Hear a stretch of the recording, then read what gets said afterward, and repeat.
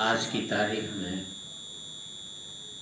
किसी को घमंड नहीं करना चाहिए, चाहे कोई भी हो। सूर्य तुम बड़े महान हो, उससे बड़ा कोई ताकतवर नहीं, लेकिन घमंड करने का हक उसे भी नहीं बनता।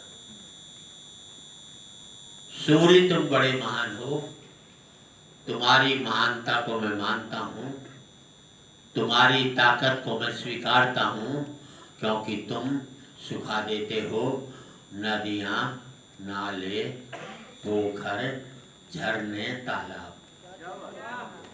अब आपका ध्यान से, क्योंकि तुम सुखा देते हो नदियां, नाले, पोखर, झरने, तालाब, पर मुझे तुम्हारी कमजोरी पर बड़ा तरस आता है जब तुम नहीं सुखा पाते किसी मजदूर की पसीने की बूंदें।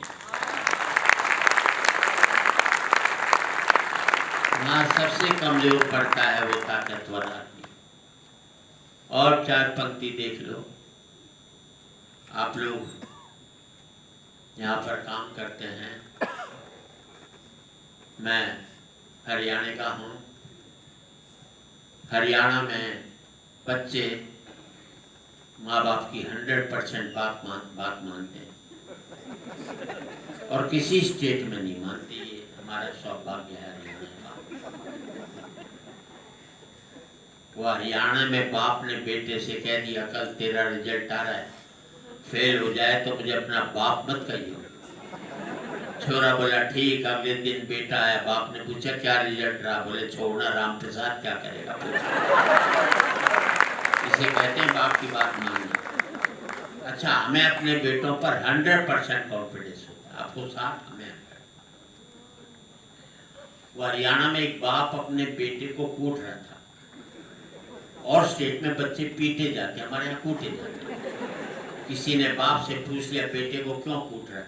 बोले यार क्या करूं, कल इसका रिजल्ट आने वाला है और आज मुझे बाहर जाना है। ये है कॉन्फिडेंस। मालूम है 100% फेल होगा तो सारे को आज ही कूट काट करते। अरे सर, मैं दिल्ली के Shri Ram college of commerce में पढ़ा, बेस्ट कॉलेज कॉमर्स का।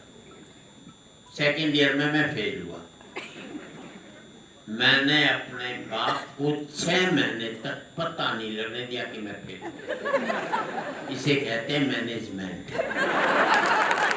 ये एमबीए वाले क्या खाकर करेंगे जो मैंने किया। और 6 महीने बाद मेरे दोस्त ने बापू से शिकायत की, सुरेश शर्मा फेल हो गया। बापू ने कहा फेल हो गया तो क्या हो गया? इम्तिहान कोई कुंभ का बेड़ा जो 12 साल में आएगा, अगले साल चलेगा, क्या पता नहीं। हम अपने बच्चों को इतना तनाव देते हैं कि आज 5वीं 6ठी क्लास के बच्चे आत्महत्या करने लगे। कभी बच्चों को तनाव मत दो।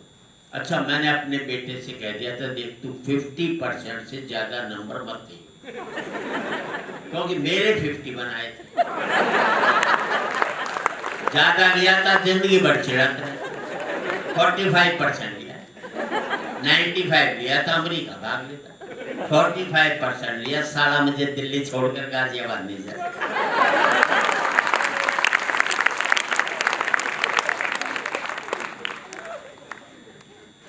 मैं एक ही बात कहना चाहता हूँ, मेरा सुख ये नहीं है कि मेरा बेटा अमेरिका में 5 लाख रुपया महीना कमा रहा है।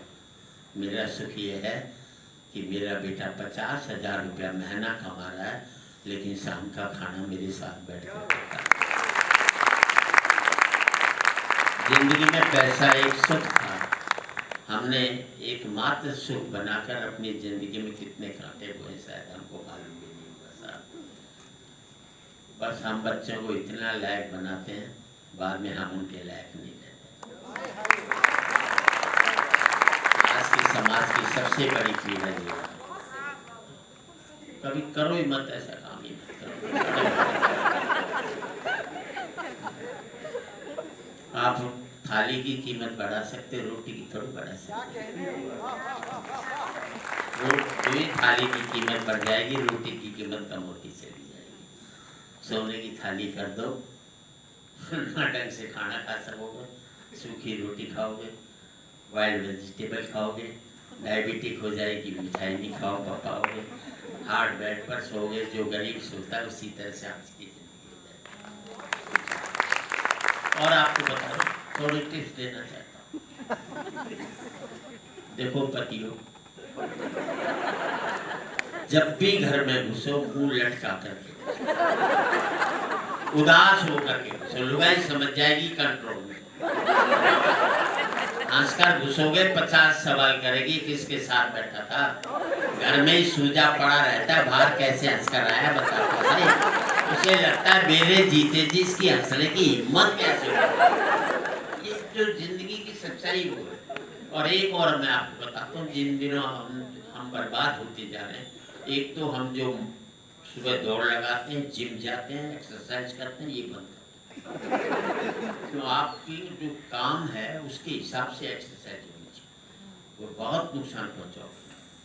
और ये एक रिसर्च वर्क है मेरा, सही कह रहा हूँ, क्योंकि घोड़ा दौड़ता है 20 साल जिंदा रहता है, अजगर पड़ा रहता है 1000 साल जिंदा।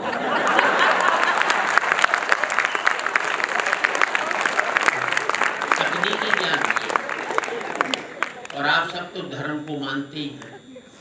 भगवान ने जितनी सांसें दी हैं, कितने भी टेक्निकल ना जाओ, भगवान को मानते हैं आप लोग। भगवान ने जितनी सांसें दी उतनी लोगे, उससे ज्यादा एक सांस आप नहीं ले सकते, मानते हैं आप सब। और मानते हो तो फिर सुन लो, जब आप दौड़ोगे तो जल्दी जल्दी सांस लोगे, घर में चुपचाप पड़े रहोगे, धीरे धीरे सांस लोगे, धीरे धीरे छोड़ोगे, ज्यादा ये जिंदगी के फैक्ट है। आप देखो जितनी भी डेथ हो रही है, ओवर एक्सरसाइज की बहुत ज्यादा डेथ हो रही है। एक नॉर्मल चलना भी चाहिए। भगवान ने, वैज्ञानिकों ने, आप लोगों ने हवाई जहाज बनाए तो इसीलिए बनाए थे कि हम पैदल चल। पहलवान है जो किसी से लड़ना हो, मरना हो, उसे चुपचाप। और दो बात बताना चाहता हूँ।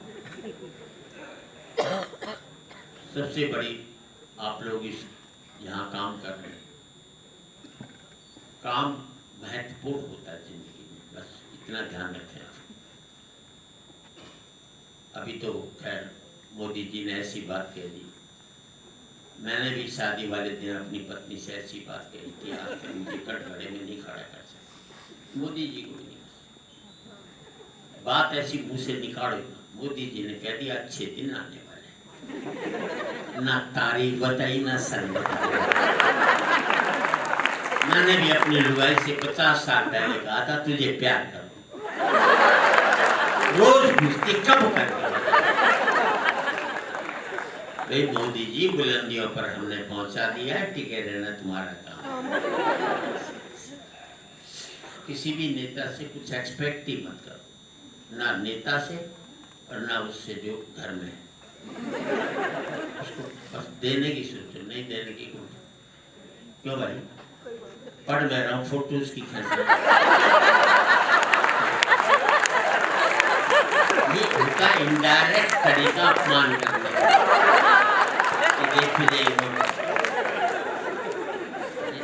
बिल्ली से पास होना है क्या?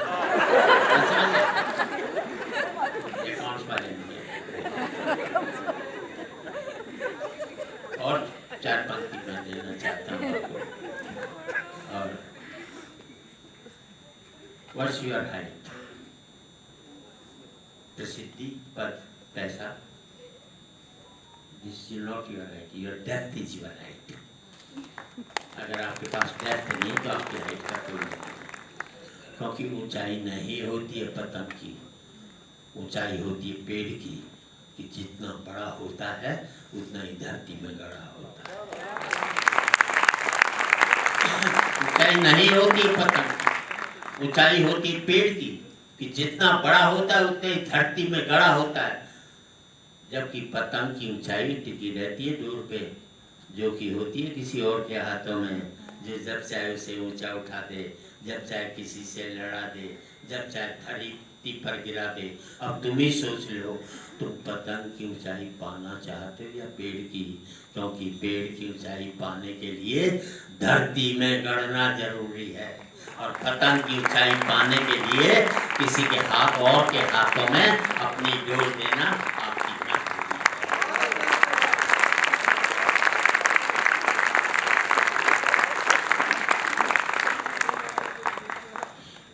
सत्ता वगैरह की कोई फर्क। जैसे महिलाएं बैठी साथ, इतने युद्ध इन्होंने कराए, मरे हम, अपना कुछ लेना देना नहीं था किसी लड़ाई।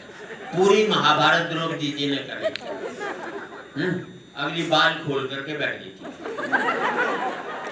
उसके बाल बंधवाने के चक्कर में इतनी लाशें बची हमें। और काली तो अब मैं इस बात पर चाहूंगा, हमें मरने का कोई दुख नहीं, दोबारा मर सकते हैं।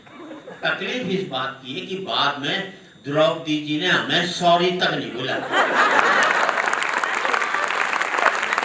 कह देती आई एम सॉरी, बस ठीक है, फिर मरने चले जाते अपनी जिंदगी की कोई चीज।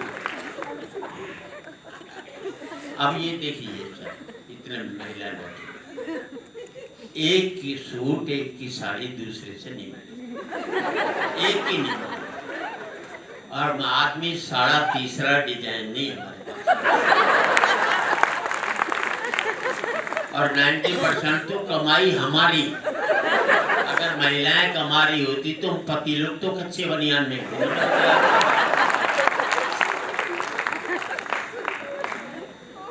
ये रिकॉर्डिंग बंद कर, आज रिकॉर्ड करके कल अपने पति को हंसाओ। मेरे भरोसे एक ब्याह करके लाई थी कि एक दिन वो आएगा, वो हंसाएगा, फिर मैं पति को हिम्मत है तो अपने भरोसे अपने पति को हंसाओ, मेरे भरोसे का।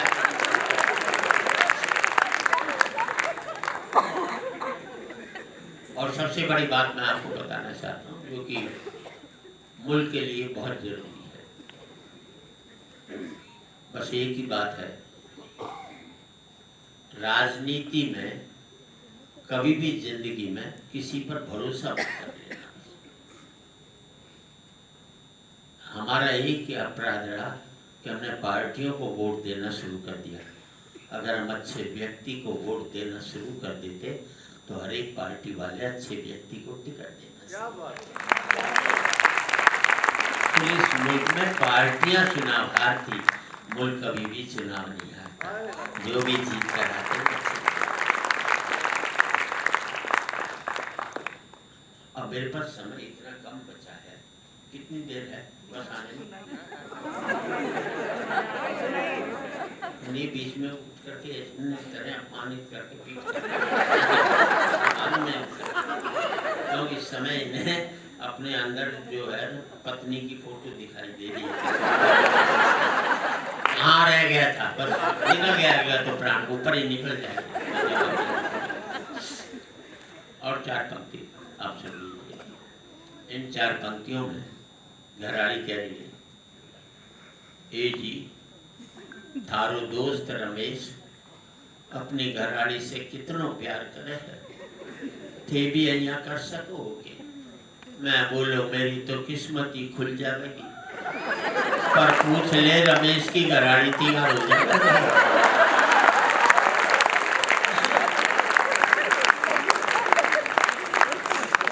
तो एक बूढ़ा मेरे पास आया, बोले शर्मा जी बुढ़ापे में ब्याह करना चाहता हूँ, किसी विधवा से करना चाहता हूँ। मैं ब्याह तो कर ले, विधवा तो बाद में भी हो जाएगी।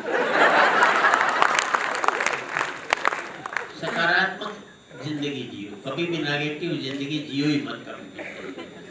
किसका क्या बिगाड़ सकते ही मत सोचो, किसका क्या बना सकते हो। आप यहाँ दफ्तर में नौकरी करते हैं, सब कुछ करते हैं, लेकिन एक सकारात्मक अगर विचार हो तो ज़्यादा बेहतर हो। तो मैं क्योंकि बीमारी से उठ कर आया और मैं बीमारी हो गई थी मुझे भूलने की। मैं सामने पत्नी बैठी है, मुझे समझ नहीं पा रहा हूँ कौन है। दिन बहुत मेरे सुनहरे दिन गुजरे, पर उससे ही सारा आया था कि पेमेंट इतनी महीने का खर्चा है, ये निकला कि नहीं निकला। फिर मुझे भी याद आने लगा। 4 पंक्ति मैं एक अच्छी कविता की पढ़ देता हूँ, समझ लेना आप।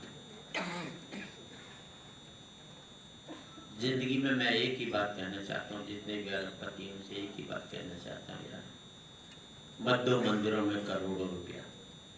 उससे काम खोलकर 100 लोगों को नौकरी दे देना, समझना 100 मंदिरों का निर्माण हो। आपके यहाँ जितने लोग काम करते हैं ये व्यक्ति नहीं, ये मंदिर है। क्योंकि मंदिर में हम अपनी बनाई हुई मूर्ति की पूजा करते हैं और कोई कारखाना खोल करके ईश्वर की बनाई। मैं उन्हें दुकानें कहता हूँ, मैं इन्हें मंदिर कहता हूँ। इतना ही बस कर लो जिंदगी में तो मेरे ख्याल से सबसे बड़ा बात। कभी भी भगवान पर भरोसा मत करना। अच्छा लगे तो ताली बजा देना। भगवान पर भरोसा मत करना। इस लायक बनना कि भगवान तुम पर भरोसा करे। छोटा प्रोजेक्ट मत लो हाथ में, बड़ा प्रोजेक्ट लो जिंदगी में। भगवान भरोसे वो बड़ा काम है, ऐसा थोड़ी है। और सबसे बड़ी चीज जिंदगी में 4 पंक्ति मैं अब देना चाहता हूँ आपको, और इसमें कभी जिंदगी में किसी गरीब का मजाक मत उड़ाना।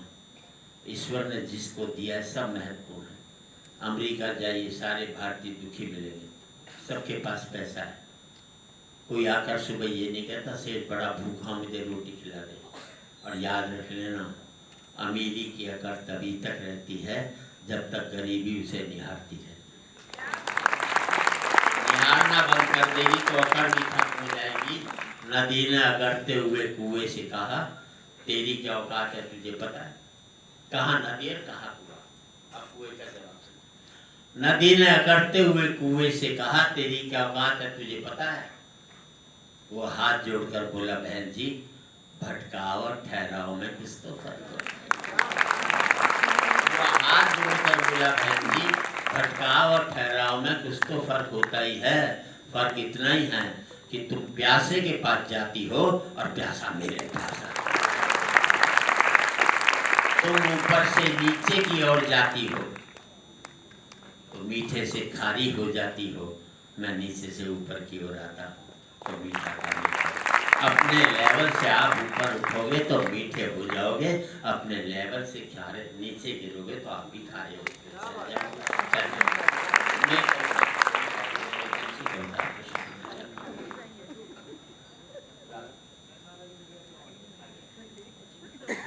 ये अलग ले गए।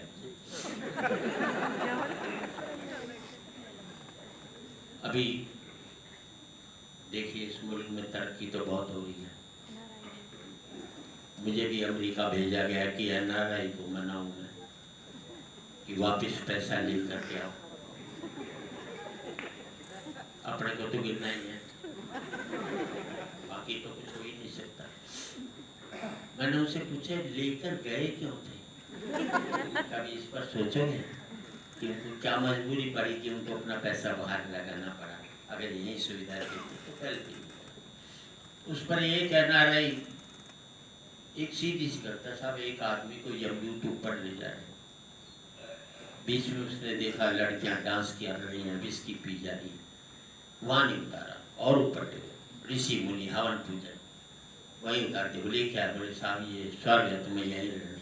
जो बीच में था वो क्या था?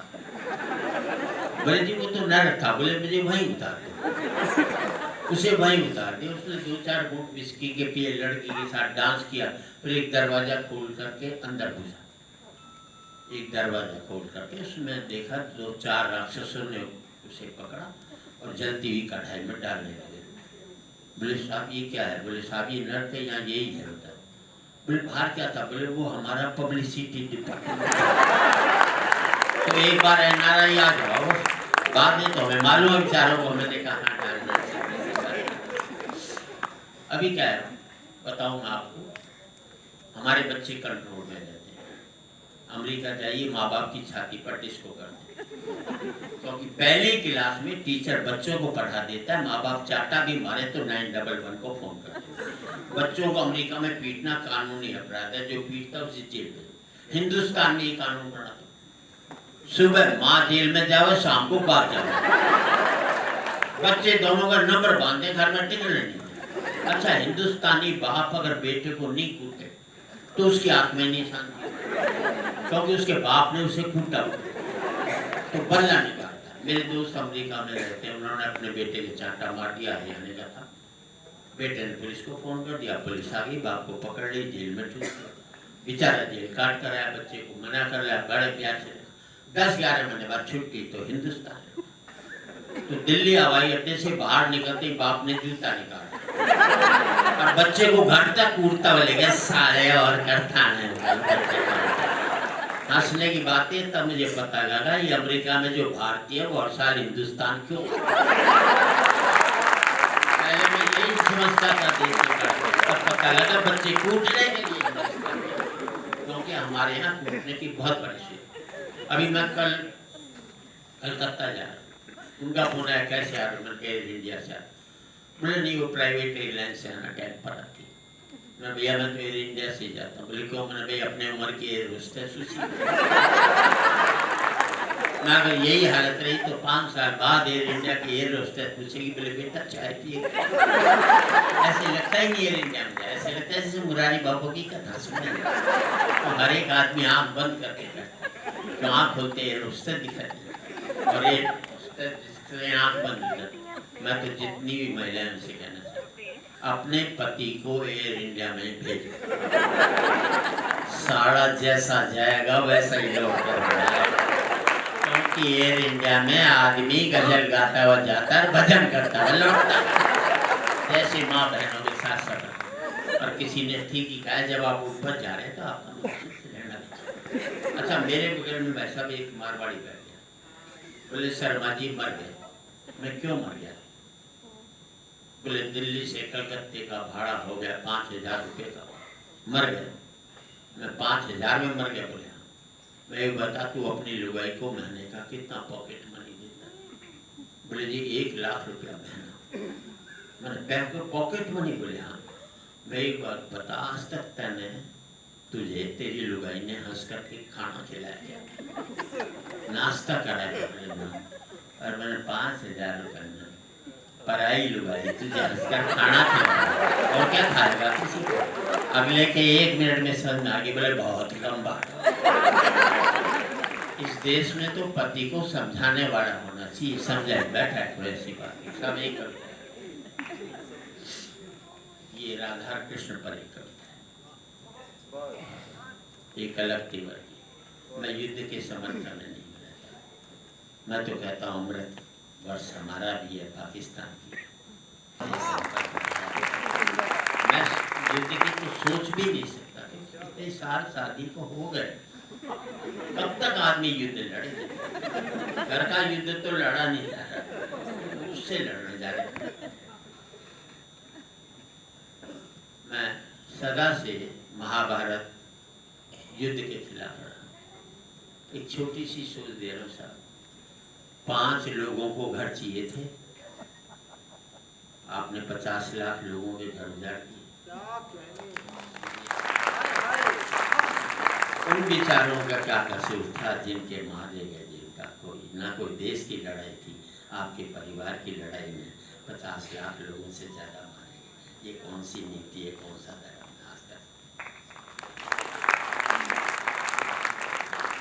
जो कोई करता है कुछ भी कहता है उसे धर्म युद्ध बताता है। युद्ध को धर्म होता ही नहीं, सीधी सी बात है। हमारे कवि की पंक्ति है, वो कहते हैं 500 हिंदू मरे, वो कहते हैं 1000 मुसलमान मरे। कविता 500 और 1000 का हिसाब नहीं करती, कविता 1500 लोगों की लाशों की बात करती है।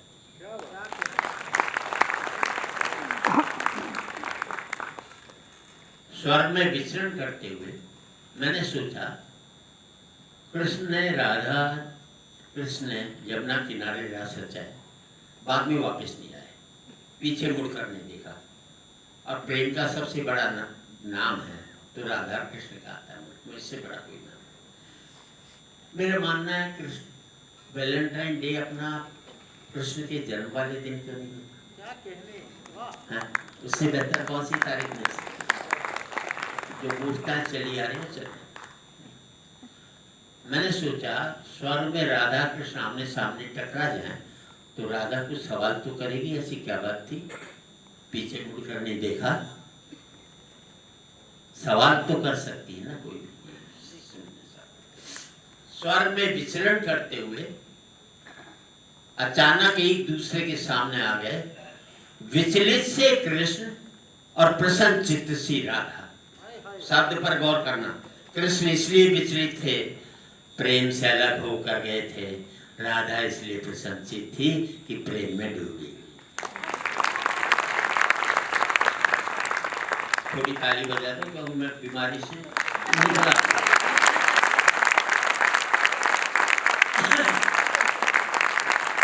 विचलित से कृष्ण प्रसन्नचित्त सी राधा।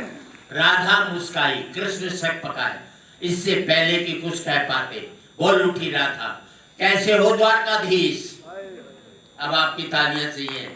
आप अपने बेटे को पप्पू के नाम से, लल्लू के नाम से बुलाते हो, किसी दिन उसके नाम से बुलाओगे तो बेटा कहेगा क्या बात है, आज पापा नाराज हैं क्या, मेरे प्यार वाले नाम से।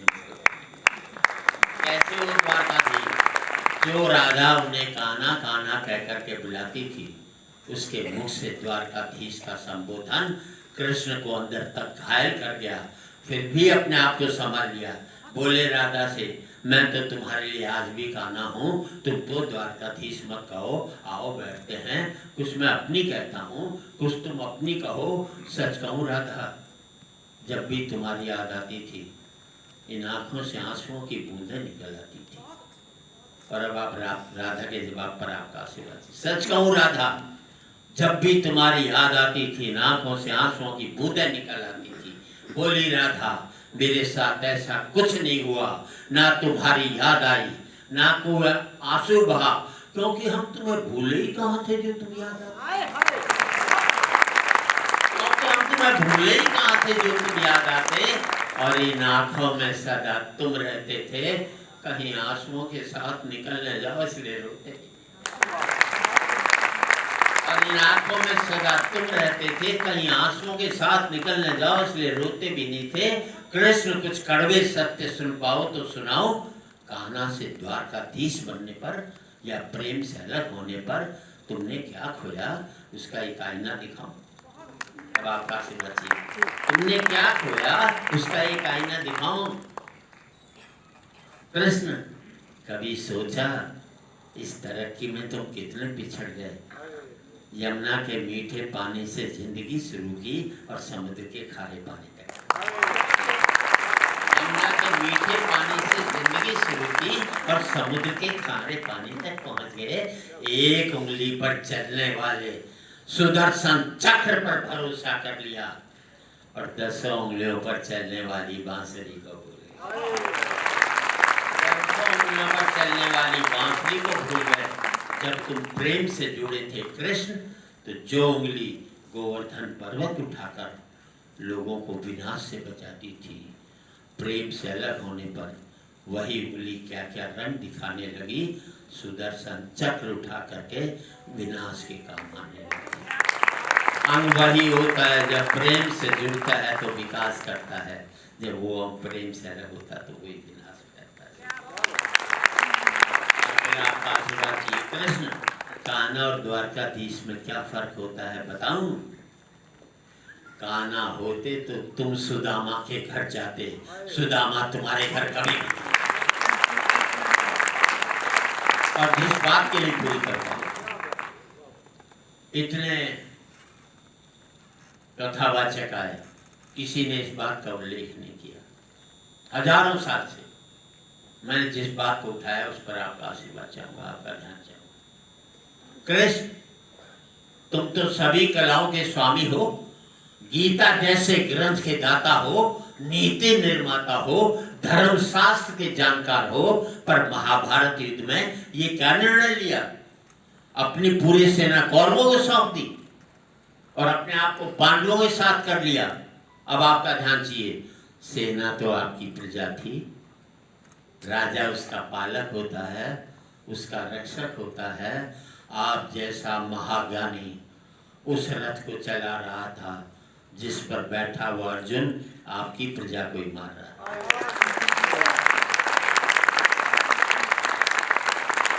आप जैसा महाज्ञानी उस रथ को चला रहा था जिस पर बैठा हुआ अर्जुन आपकी प्रजा को ही मार रहा था। अपनी प्रजा को मरते देख आप में करुणा नहीं जगी, क्योंकि आप प्रेम से शून्य हो गए थे। प्रेम से जुड़े होते तो कौरवों पांडवों में युद्ध नहीं बल्कि समझौते। अब दो बड़ी पंक्तियों पर आपकी तालियां चाहूंगा साहब। कृष्ण युद्ध में प्रेम में यही फर्क होता है। युद्ध में आप मिटा करके जीतते हैं, प्रेम में आप मिट करके। युद्ध में प्रेम में यही फर्क होता है। युद्ध में आप मिटा करके जीतते हैं, प्रेम में आप मिट करके जीतते हैं। प्रेम में डूबा हुआ आदमी दुखी तो रह सकता है पर किसी को दुख नहीं देता। कृष्ण आज भी धरती पर जाकर देखो, अपनी द्वारकाधीश वाली छवि को ढूंढते रह जाओगे। हर घर में, हर मंदिर में मेरे साथ ही खड़े नजर आओगे। हर घर में, हर मंदिर में मेरे साथ ही खड़े नजर आओगे। आज भी लोग गीता के ज्ञान की बात करते हैं, उसका नित्य नियम से पाठ करते हैं, पर धरती के लोग युद्ध वाले द्वारकाधीश पर नहीं, प्रेम वाले कान्हा पर भरोसा। युद्ध वाले द्वारकाधीश पर नहीं, प्रेम वाले कान्हा पर भरोसा रखते हैं। और जिस गीता में मेरा दूर दूर तक जिक्र भी नहीं, नाम भी नहीं, आज भी लोग उसके समापन पर राधे राधे। प्रेम सदा से हमारे यहाँ मुख्य रहा है जिंदगी में। और मैं यही कहना चाहता हूँ, आपका विशेष ध्यान चाहूँगा। राजनीति कुछ भी कहे, हमें क्या सोचना चाहिए? हमें देश में मंदिर नहीं बनाना है, हमें देश को मंदिर बनाना है। प्रोजेक्ट है। आज एक बार क्या है, आखिरी बार क्या है, क्या पता तुम न रहो, क्या पता हम न रहें। आज एक बार क्या है, आखिरी बार क्या है, क्या पता तुम न रहो, क्या पता हम न रहें। मंदिरों मस्जिद की या किसी इमारत की माटी तो लगी इसमें भाई मेरे भारत की, माटी तो लगी इसमें भाई मेरे भारत की। लहू था हिंदू का, अल्लाह शर्मिंदा रहा, मरा मुसलमान तो राम कब जिंदा रहा। बिखरे बिखरे हैं सभी, आओ मिलजुल कर रहे हैं, क्या पता तुम न रहो।